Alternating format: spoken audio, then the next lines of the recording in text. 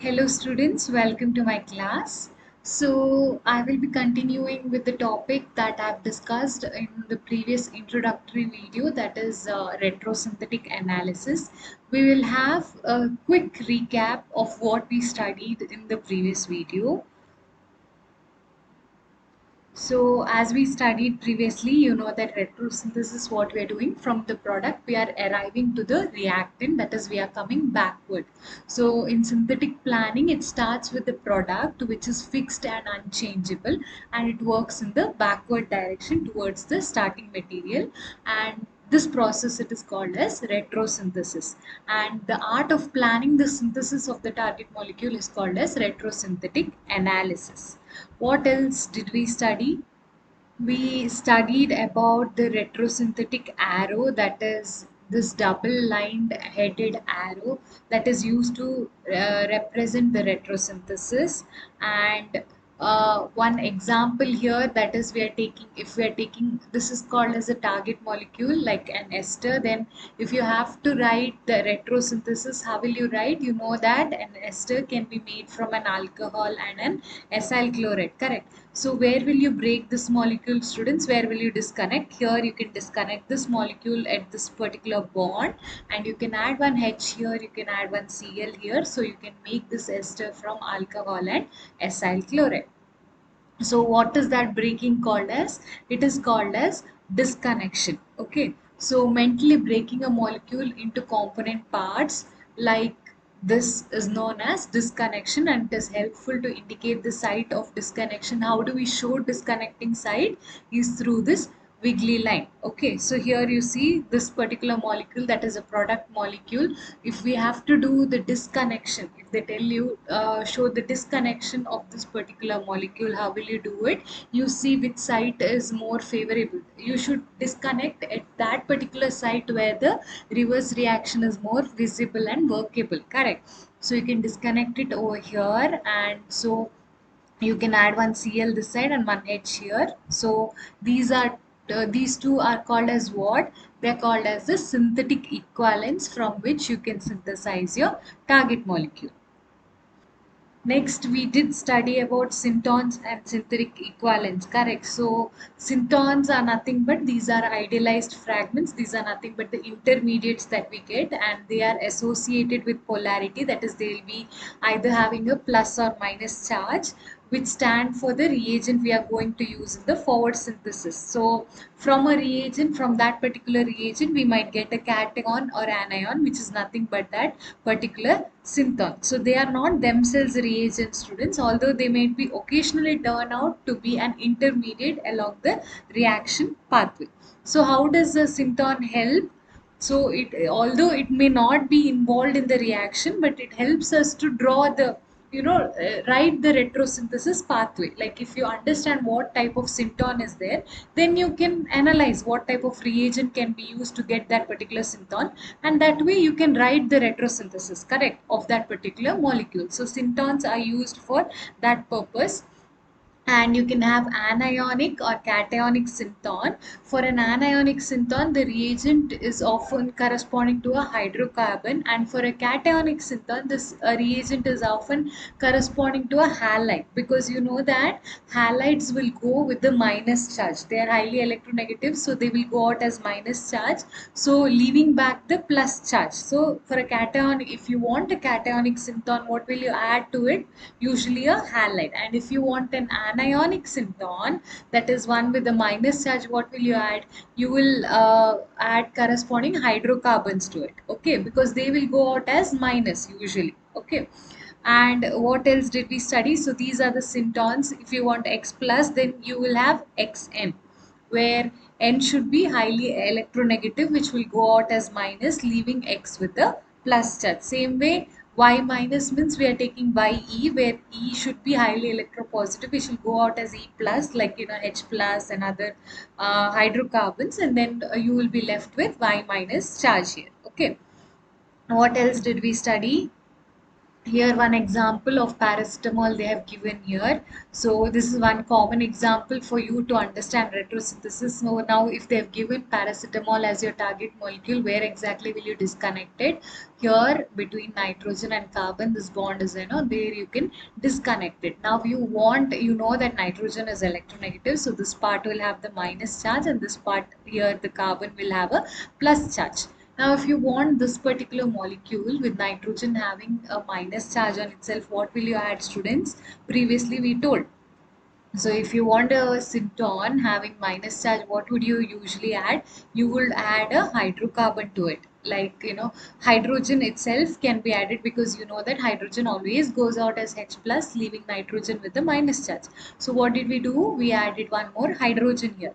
Here you see this carbon has a plus charge. So if we want this carbon, this is you write it how by guessing. So far you have studied chemistry, you have studied organic chemistry. So you'll use all your chemistry knowledge and you'll guess. So if you want carbon here with a plus charge, it is very easily understood that you should have one highly electronegative atom only attached to carbon. Otherwise, carbon will have a negative charge on itself. So if you want carbon to have a plus charge here, if you want this synton with a plus charge, what should you do? You should attach it with a highly electronegative atom. So we know that chlorine is one highly good electronegative atom that will leave as Cl minus, which will make carbon end up with a plus charge. So we have added chlorine here.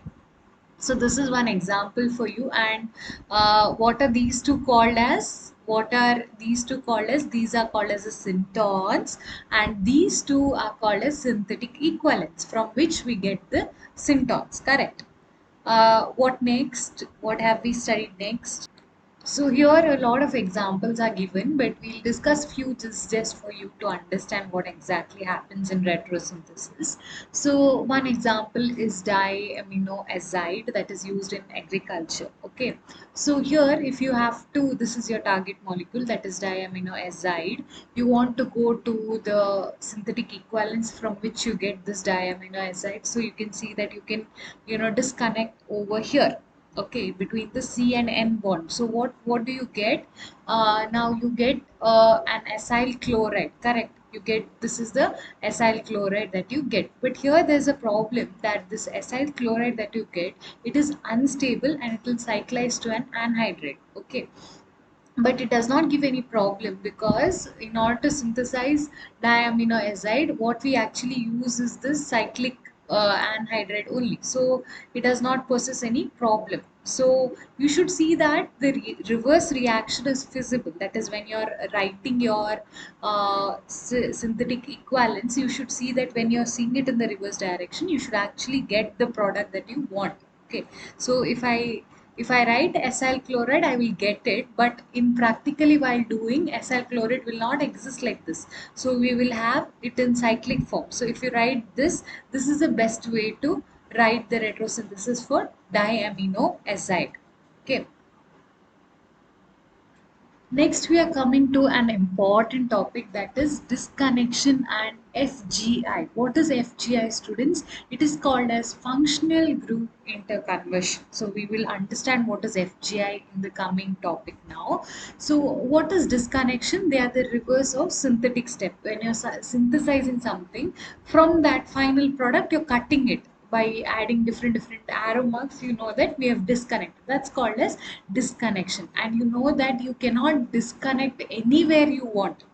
You should disconnect it in such a way that when you're coming in the reverse direction, that reaction should work and it should give your target molecule. So disconnection should be done in such a way that there is a reliable, you should have a reaction in mind, only that time you can disconnect it. Okay. Now, taking one example, I will explain it to you why functional group interconversion is required and where it is used in retrosynthesis. Okay, so let us take one example of this particular target molecule. Okay, it is a local anesthetic. It is called as benzosyne. Now, in exam, they will give you this particular target molecule, that is benzosyne.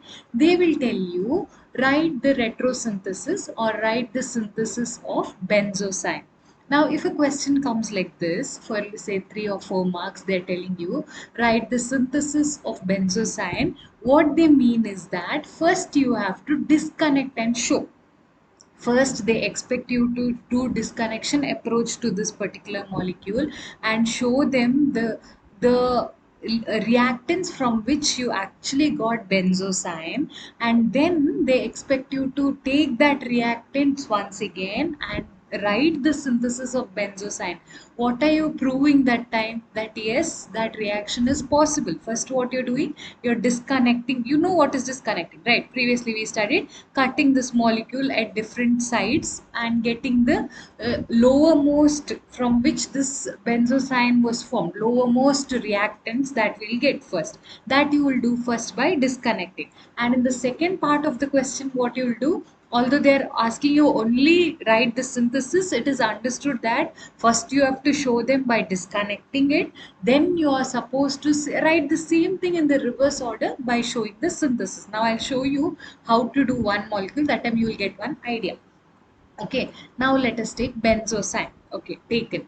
Now this is what, this is an ester. Okay, so it is easy for you because you know that how do you make an ester, students? By now you should have an idea of how you synthesize different molecule. So esters, they are usually made by, it is a local anesthetic, they are made from alcohols and acids. So what do you need to make an ester? You need one alcohol, you need one acid. So where will you disconnect this particular molecule, students? Exactly over here.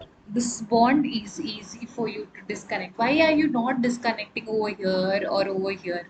Because you're disconnecting, you already studied in the previous video what are the guidelines of disconnection. You have to, first guideline tells you that disconnect in such a way that the reverse reaction is feasible, it should be workable. You cannot disconnect anywhere you want, because when a person, so if you have given a person that okay you have to disconnect here and you have told him, if he's trying to make benzocyne, he should be able to follow your disconnecting pathway and make it. Okay, so you have to disconnect it in such a way that the reverse reaction is feasible. I hope you're understanding what I'm telling. So now the best way to make an ester is using an alcohol and an acid. So what you'll do here, you will disconnect it over here, that is at this particular bond. Where did I tell? This is the most feasible pathway for you to disconnect it. So I have disconnected over here. This is step number one, that is disconnecting over here. So what you get? You get one OH over here and add one H to this part. You've got one OH here and you've got one H. I've added one H here. Okay. Sorry, I've added one OH here and I've added one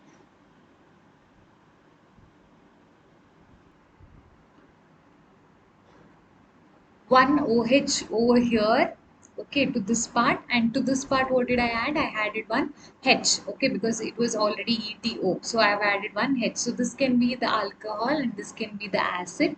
Together when you combine them, what happens? One OH and one H can be lost from here, that is there is elimination of water and you get this particular molecule. Now here this is not so simple. It is not over here. This is just step number one. What you have done is you have disconnected over here and you have got your two synthetic equivalents.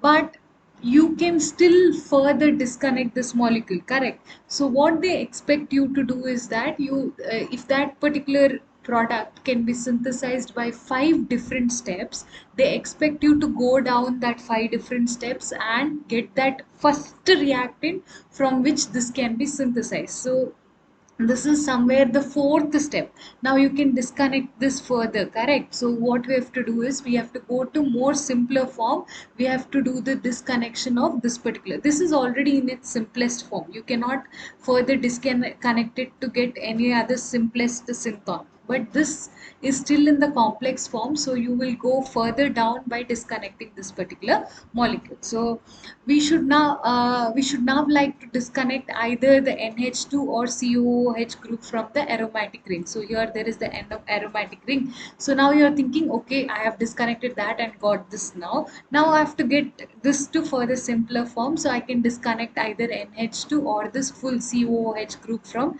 here, from the benzene ring. But there is no we know that there is no good reaction corresponding to those disconnection. What they're trying to tell you is that if you remove NH2 or if you remove COOH from this benzene ring, there is no particular good reaction that will. This is not a very feasible form of reaction, that is adding NH2 to the ring or adding COOH to the ring is not easy.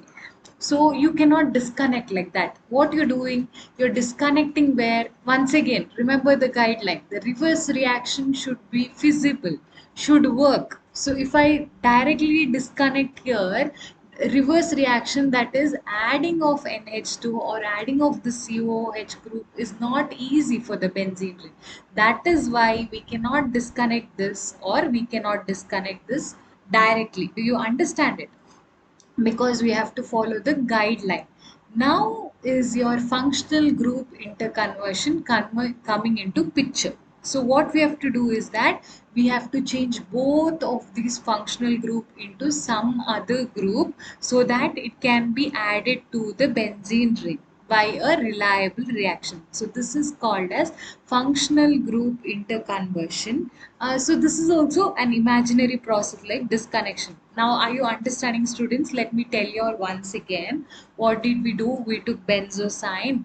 We tried to now we are doing disconnection first of benzosyne, and then we will do the synthesis. That is the second part of the question. So now forget synthesis, first disconnection. So I said that we will disconnect here because this is the best place for you to disconnect. You will get an alcohol and an acid. Okay, fine. But do we stop at this step? No, because we know that we have to go to the simplest form of the reactants in order to get this target molecule. To get the simplest form, you will continue disconnection as long as possible. You will go on doing the disconnection of the molecule. Now, this is in a complex form. This does not need simplification, but this is still in the complex form. So it still needs to be brought to simplest form.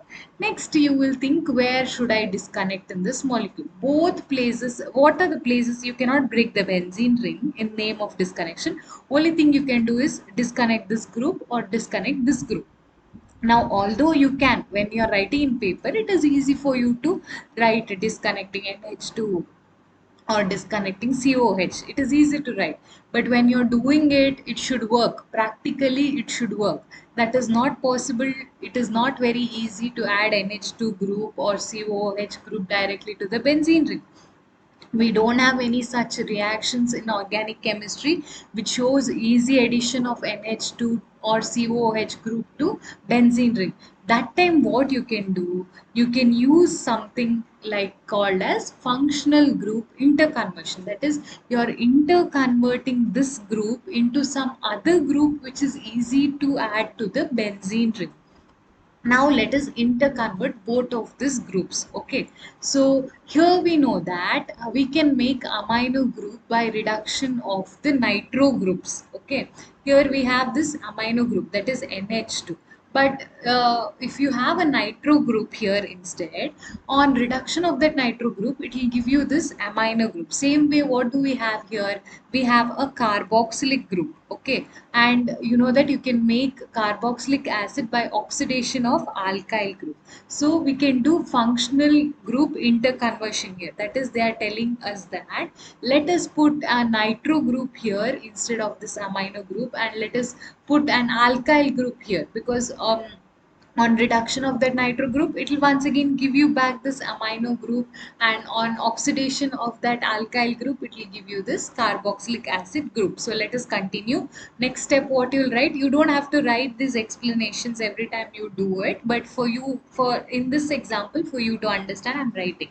So you will take this molecule. Let us take this molecule in next step. Okay, I've taken this molecule, and in the retrosynthetic arrow you write FGI. So instead of NH2, what I do, FGI is like a free pass for me to change this group to any other group.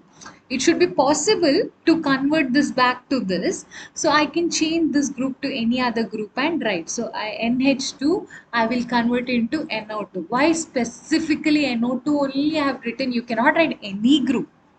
Okay, why specifically NO2? Because you know that NO2 on reduction will give you what? NH2.